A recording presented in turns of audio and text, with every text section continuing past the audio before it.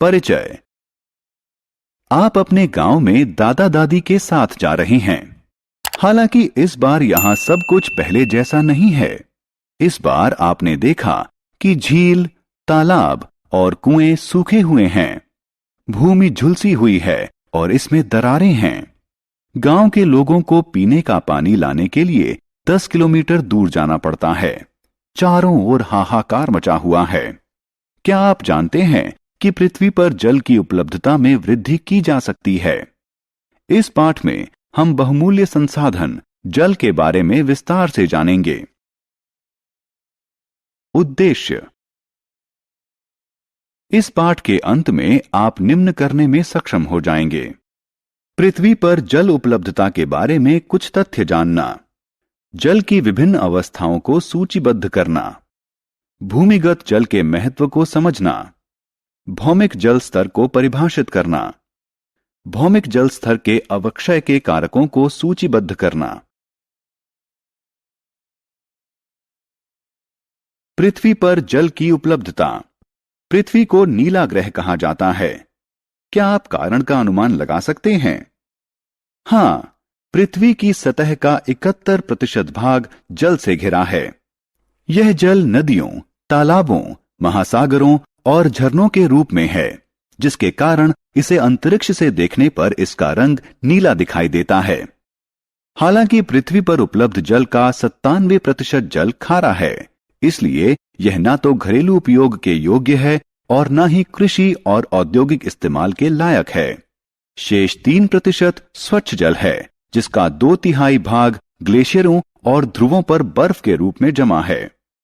पृथ्वी पर उपलब्ध कुल जल का केवल 0.006% जल उपयोग के लिए उपलब्ध है। जल की विभिन्न अवस्थाएं। प्रकृति में जल 3 दशाओं ठोस, द्रव और वाष्प में उपलब्ध है। ठोस अवस्था में जल को बर्फ या हिम के रूप में जाना जाता है। यह ध्रुवों पर बर्फ के रूप में और ग्लेशियरों और पर्वतों पर हिम के रूप में पाई जाती है। जल को गैसीय अवस्था में जल वाष्प या भाप के रूप में जाना जाता है, लेकिन जल की सर्वाधिक सामान्य अवस्था द्रव अवस्था है। इस अवस्था में इसे जल के रूप में जाना जाता है। जल के भूमि से आकाश में जाने और वापस भूमि पर आने की प्रक्रिया को जल चक्र कहा जाता है। जल के तीनों अवस्थाओं में निरंतर चक्रण के कारण पृथ्वी पर जल की कुल मात्रा लगभग स्थिर बनी रहती है, जबकि संपूर्ण विश्व इसे इस्तेमाल करता है। भूमिगत जल, जल का महत्वपूर्ण स्रोत। अधिकांश वर्षा जल बहकर नदियों में जाता है और अंततः समुद्र जाकर मिल जाता है। इसमें से कुछ जल मृदा द्वारा अवशोषित कर लिया जाता है। यह जल भूमिगत जल कहलाता है। हालांकि यह दिखता नहीं है, लेकिन यह लगभग सभी स्थानों पर है। भूमि के नीचे, आपके घर, नगरों, खेतों व रेगिस्तानों के नीचे, सभी स्थानों पर। भूमिगत जल पृथ्वी पर स्वच्छ जल का महत्वपूर्ण स्रोत है। यह अनेक झीलों और कुओं के लिए भी महत्वपूर्ण स्रोत है। हम में से अधिकांश लोग भूमिगत जल को प्रतिदिन पीते हैं।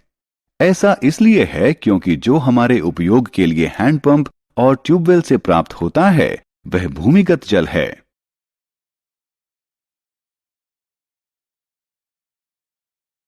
भौमिक जल स्तर। भूमि के भीतर वह सबसे ऊपरी स्तर जो पूर्ण रूप से जल से भरा हुआ होता है, भौमिक जल स्तर कहलाता है। भूमिगत जल इस भौमिक जल स्तर के नीचे पाया जाता है। भौमिक जल स्तर झीलों और नदियों से होने वाले अपवाह, हिम के पिघलने और वर्षा से बनता है। भौमिक जल स्तर में मौसम के अनुसार उतार चढ़ाव लगा रहता है। गर्मियों में भौमिक जल स्तर नीचे चला जाता है, लेकिन मॉनसून के दौरान यह ऊपर आ जाता है।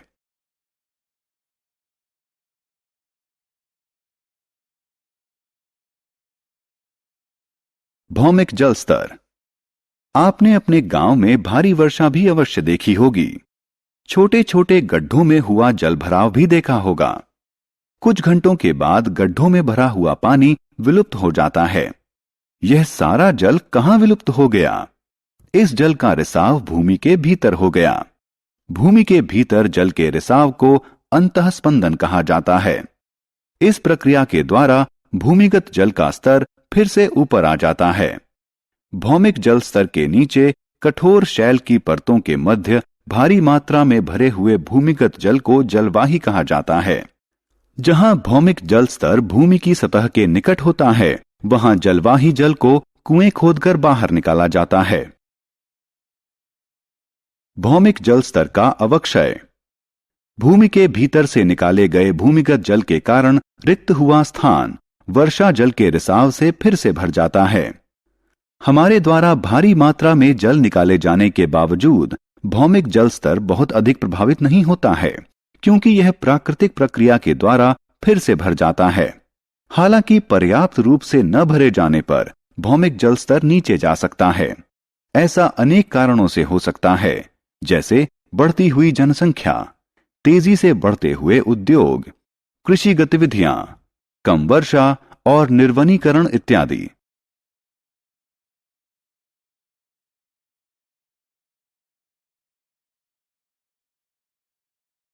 सारांश। आइए हमने जो कुछ सीखा है उसे संक्षेप में दोहराएं।